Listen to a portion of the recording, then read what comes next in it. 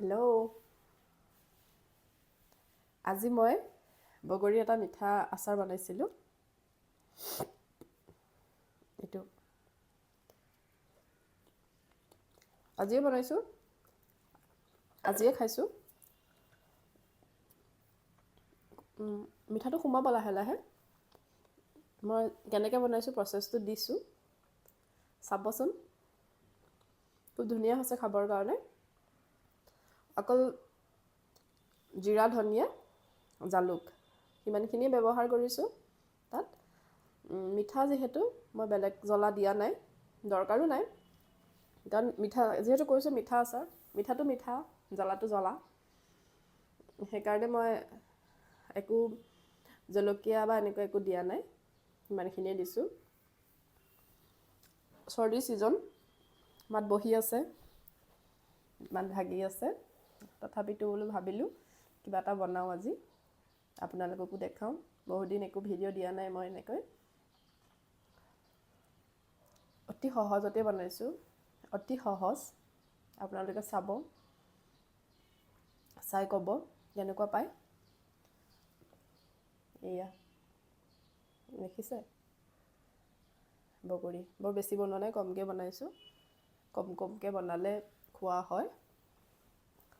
আৰু বগৰী ছিজন এতিয়া। মই ঘৰৰ পৰা আনিছিলোঁ বগৰীকেইটা, বৰ ধুনীয়া কিন্তু খাবলৈও। খাই চাব, আহকচোন চাওঁ কেনেকৈনো বনালোঁ। যদিহে নতুন, ছাবস্ক্ৰাইব কৰিব মোৰ চেনেলটো, আৰু লাইক কৰিব, শ্বেয়াৰ কৰিব, কমেণ্ট কৰিব।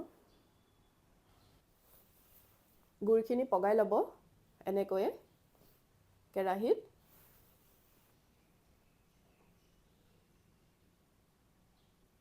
গলি নোযোৱালৈকে এনেকৈয়ে লৰাই থাকিব। জিৰা, ধনিয়া এচামুচ দিছোঁ, খুব ভালকৈ মিক্স হ'বলৈ দিব।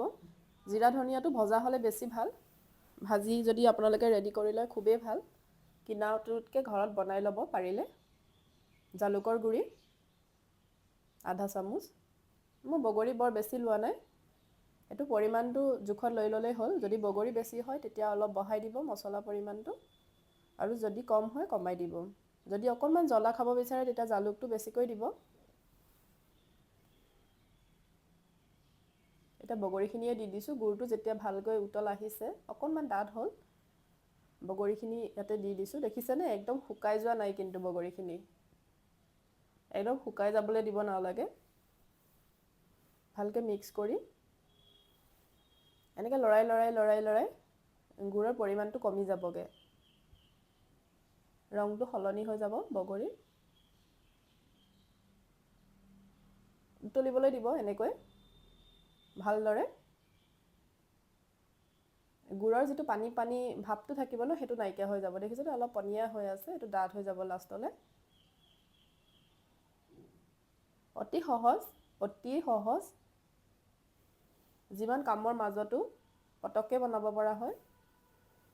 ৰুটি খুব ভাল, শুকান ৰুটিৰ লগত খাবৰ কাৰণে। বগৰী আচাৰ হৈ গৈছে, কালাৰ সলনি হৈ গ'ল। ঠাণ্ডা হোৱাৰ পিছত এনেকৈ এটা চিচাৰৰ বটলত ভৰাই ৰাখিব, বহুত দিনলৈকে খাব পাৰিব, বেয়া হৈ নাযায়। ভিডিঅ'টো চাই কেনেকুৱা পালে জনাবচোন আপোনালোকে কমেণ্টত। আৰু আপোনালোকেনো কেনেকৈ বনায় বগৰীৰ মিঠা আচাৰ, জ্বলা আচাৰ, ভিডিঅ' মোক দিব, জনাব। কাৰণ সকলোৰে বনোৱা পদ্ধতি বেলেগ বেলেগ। সেইকাৰণে আপোনালোকে কেনেকৈ বনাইছে ময়ো চাম। মোৰ ভিডিঅ'টো চাই কেনেকুৱা পালে জনাব।